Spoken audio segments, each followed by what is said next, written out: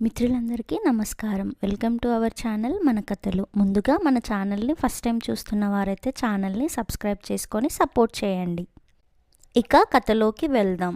ఎదురుగా సముద్రంలో అలలు ఉవ్వెత్తున ఎగిసి పడుతున్నాయి. సుజన మనసులో ఆలోచనలు ఆ సముద్రపు అలలతో పోటీ పడుతున్నాయి. సుజన పరిసరాలను మరిచి తన ఆలోచన స్రవంతిలో మునిగిపోయింది. నెమ్మదిగా చీకట్లు అలుముకున్నాయి. బీచ్లో జనం పలుచబడుతున్నారు. గట్టిగా ఎవరో అరవడంతో ఈ లోకంలోకి వచ్చిన సుజన కంగారుగా చుట్టూ చూసింది. ఎవరో బాబు అలల దగ్గర వెళ్ళబోతుంటే తల్లి గట్టిగా పిలిచింది. సుజన లేచి బయటికి దారి తీసింది. అయ్యో, ఇప్పటికే చాలా ఆలస్యమయ్యింది. అమ్మా నాన్న ఎదురు చూస్తుంటారు. అసలు ఎప్పుడూ ఒంటరిగా రాని తాను ఒక్కతే రావడం, సమయాన్ని కూడా గమనించకుండా ఆలోచనలో మునిగిపోవడం. తప్పు చేశాను. తనలో తానే మదనపడుతూ ఆటో ఎక్కి ఇంటికి దారి పట్టింది. అసలు ఇదంతా అజయ్ వలన కాదు. ఊరి నుండి రాగానే కలుస్తానని అప్పుడే తమ భవిష్యత్తు గురించి ప్రణాళిక సిద్ధం చేసుకుని తల్లిదండ్రులతో మాట్లాడదామని చెప్పాడు. తను చెప్పిన ప్రకారమైతే క్రిందటి వారం వచ్చి తనని కలవాలి. కానీ ఏది? ఫోన్ కూడా లేదు. ఇంతలో ఇల్లు రావడంతో ఆటోకి డబ్బులిచ్చి గుమ్మంలో అడుగుపెట్టేసరికి తల్లి రాజ్యలక్ష్మి కోపంగా ఎదురువచ్చి, ఏమిటే ఇది? ఎక్కడికి వెళ్ళావు? అసలే రోజులు బాగాలేవు. మేమిక్కడ బెంగ పెట్టుకొని ఉంటే ఫోన్ కూడా ఆఫ్ చేశావు. ఏమైంది? గట్టిగా అడిగింది. సారీ అమ్మా, ఛార్జింగ్ అయిపోయింది, చూసుకోలేదు. ఫ్రెండ్స్తో బీచ్కి వెళ్ళాను, అనుకోకుండా ఆలస్యం అయ్యింది అంది సుజన. పోనీ రాజ్యం, కారణం చెప్పింది కదా. వెళ్ళమ్మా, త్వరగా వస్తే భోజనం చేద్దాం అన్నాడు తండ్రి రామారావు. అమ్మయ్య అనుకుంటూ గదిలోకి వెళ్ళింది సుజన. భోజనం అయ్యాక మంచం మీద పడుకున్న ఆలోచనలు వదలలేదు. తనకి కాలేజీలోనే అజయ్ పరిచయం అయ్యాడు. ఇద్దరూ ఒకరినొకరు ఇష్టపడ్డారు. ఉద్యోగం వచ్చాక పెళ్లి చేసుకుందామని అనుకున్నారు. చదువు పూర్తయిపోగానే అజయ్కి ఉద్యోగం వచ్చింది. 1 ఏడాదిలో కొంచెం స్థిరపడి చేసుకుంటే బాగుంటుంది అని అజయ్ అనడంతో అది నిజమే అనిపించింది సుజనకి. ఈ లోపున ఇంట్లో కొన్నాళ్ళు ఉద్యోగం చేస్తానని, తర్వాత పెళ్లి చేసుకుంటానని సుజన తల్లిదండ్రులను అతి కష్టం మీద ఒప్పించింది. తల్లిని ఒప్పించడం చాలా కష్టమైంది సుజనకి. సుజనకి ఉద్యోగం రావడం, అజయ్కి 6 నెలలు ఫారెన్కి కంపెనీ మీద వెళ్ళవలసి రావడం జరిగింది. ఈ 6 నెలలు తల్లిని ఆపడం సుజనకి గగనం అయ్యింది. 15 రోజుల క్రితం అజయ్ తిరిగి వచ్చాడు. అజయ్ వెంటనే సెలవులు తీసుకొని ఒక్కసారి ఇంటికి వెళ్ళి ఇంట్లో వాళ్ళని ఒప్పించి వస్తానని, అప్పుడే సుజన ఇంట్లో ఇద్దరూ కలిసి చెప్పవచ్చని అనడంతో తాను ఒప్పుకుంది. కానీ వెళ్ళిన దగ్గర నుండి సరైన కాంటాక్ట్ లేదు. వెళ్ళగానే ఫోన్ చేసి సమయం చూసి చెప్తానని అన్నాడు. తర్వాత ఫోన్ చేసినా ఆ విషయం ఇంకా మాట్లాడలేదని దాటవేశాడు. ఇప్పుడు 10 రోజుల నుంచి ఫోన్ లేదు. తను చేస్తే స్విచ్ ఆఫ్ అని వస్తుంది.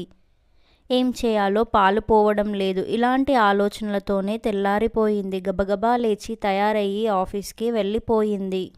ఆఫీస్లో ఉండగా ఫోన్కి మెసేజ్ వచ్చింది. ఏదో కొత్త నెంబర్ నుండి. అది అజయ్ది. ఆఫీస్ బయట వెయిట్ చేస్తాను, సాయంత్రం త్వరగా రమ్మని. ముందు కోపంది. ఇన్నాళ్ళు కాంటాక్ట్లోకి రానందుకు. రానని చెప్పాలనిపించింది. కానీ విషయం తెలుసుకోవాలి కాబట్టి ఓకే అని మెసేజ్ ఇచ్చింది. అన్నట్లుగానే సాయంత్రం ఆఫీస్ బయట ఉన్నాడు అజయ్. తను రాగానే బైక్ స్టార్ట్ చేశాడు. తను మౌనంగా వెనుక కూర్చుంది.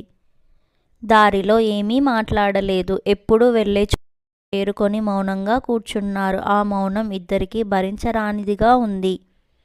నా మీద చాలా కోపంగా ఉన్నట్లున్నావు అన్నాడు అజయ్ మౌనాన్ని చెరిపేస్తూ. లేదు, చాలా ఆనందంగా ఉంది.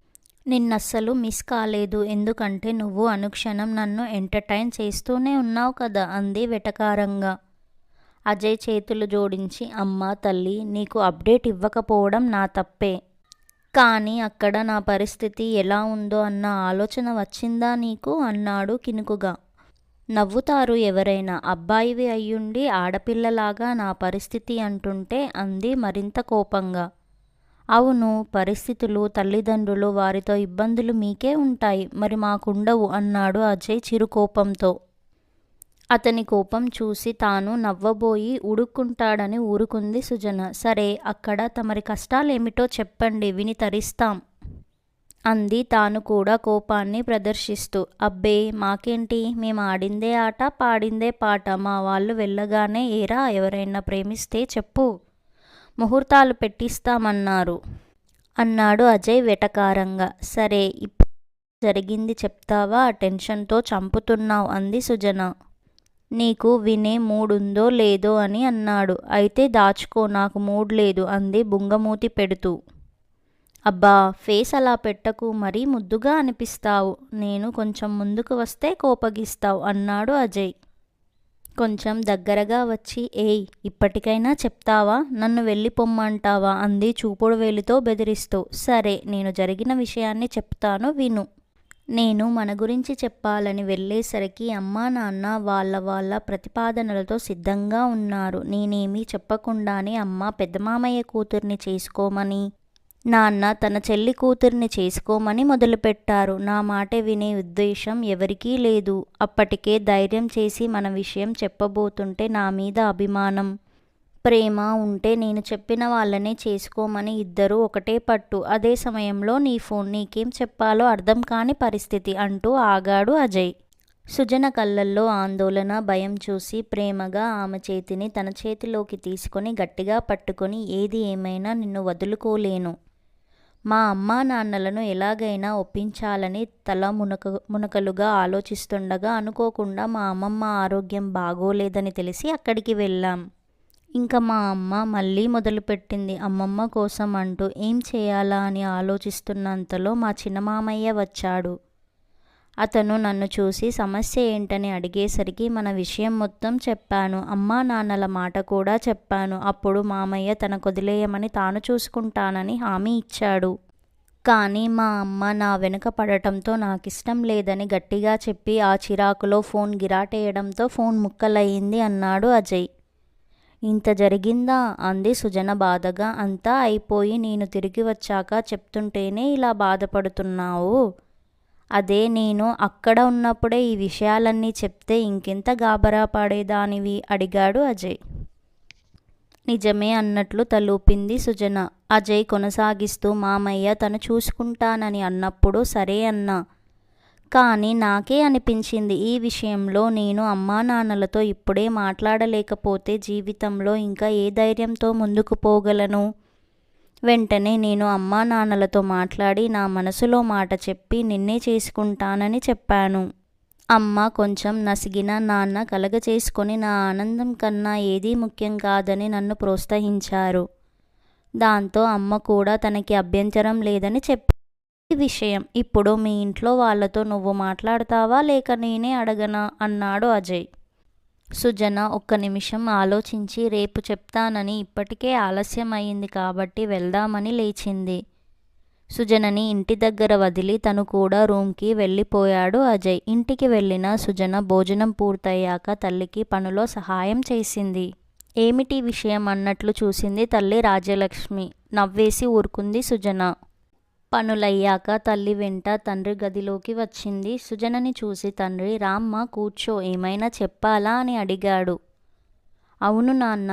అమ్మ నువ్వు కూర్చో అంది సుజన. తల్లిదండ్రులు ఆమెనే చూస్తున్నారు చెప్పమన్నట్లుగా. సుజన అజయ్తో పరిచయం, ప్రేమ, అన్ని విషయాలు చెప్పి అజయ్ తల్లిదండ్రులను ఒప్పించాడని, వారితో కూడా మాట్లాడడానికి వస్తాడని చెప్పింది. మనసులో బెరుకుగా ఉన్న ధైర్యంగానే వారినే చూస్తుంది. అదేంటి, మేనత్త కూతురు తన కొడుకు కోసం నిన్నడిగితే సరే అన్నాను, ఇప్పుడేమని చెప్పాలి అంది తల్లి రాజ్యలక్ష్మి. అదెలా మాటిస్తావు, నా మేనమామ మనవడికి ఇస్తానని మాటిచ్చి ఉన్నాం కదా అన్నాడు తండ్రి కోపం.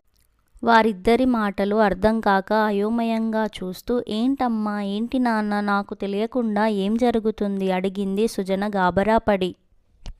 అప్పుడే వాళ్ళిద్దరూ ఒకరినొకరు చూసుకొని చిన్నగా నవ్వారు. ఆశ్చర్యంగా చూస్తున్న సుజనతో తండ్రి, అబ్బాయి మాకు ఈ విషయం ముందే చెప్పాడమ్మా, తల్లిదండ్రులతో మాట్లాడి వస్తానని. ఈరోజు మధ్యాహ్నం నన్ను ఆఫీస్లోనే కలిసి ఆ విషయం కూడా చెప్పాడు తల్లి. అబ్బాయి యోగ్యుడు, మంచి రోజు చూసుకొని వాళ్ళ ఊరెళ్ళి మాట్లాడుతానమ్మా, నువ్వు దిగులు పడకమ్మా, వెళ్ళి పడుకో అన్నాడు. ఆనంద ఆశ్చర్యాలలో మునిగిపోవడం సుజన వంతయింది. మరునాడు కలుద్దామని అజయ్కి మెసేజ్ పెట్టి ప్రశాంతంగా నిద్రపోయింది సుజన. మరునాడు ఆఫీస్ అవ్వగానే అజయ్ రావడంతో ఇద్దరూ తమ అలవాటైన చోటికి వెళ్ళాక ఇప్పుడైనా చెప్పవా అడిగాడు అజయ్. ఏమిటి చెప్పేది, ఎంత చెప్పినా ఒప్పుకోలేదు అంది తలదించుకొని. ఏయ్, నా వైపు చూసి చెప్పు అని తన ముఖాన్ని చేతిలోకి తీసుకున్నాడు. గొప్పగా ముందే వాళ్ళకి చెప్పి నాకు టెన్షన్ పెడతావా అంది చిరుకోపంతో. చటుక్కున ఆమెని హత్తుకొని, సుజన, నువ్వు నాకెక్కడ దూరం అవుతావేమో అన్న భయం. అబ్బాయిని నాకే ఇంత కష్టమైతే నీకెంత కష్టమవుతుందేమోనని అలా చేశాను. ఏదేమైనా మన వాళ్ళు ఒప్పుకున్నారు, అది చాలు అన్నాడు అజయ్.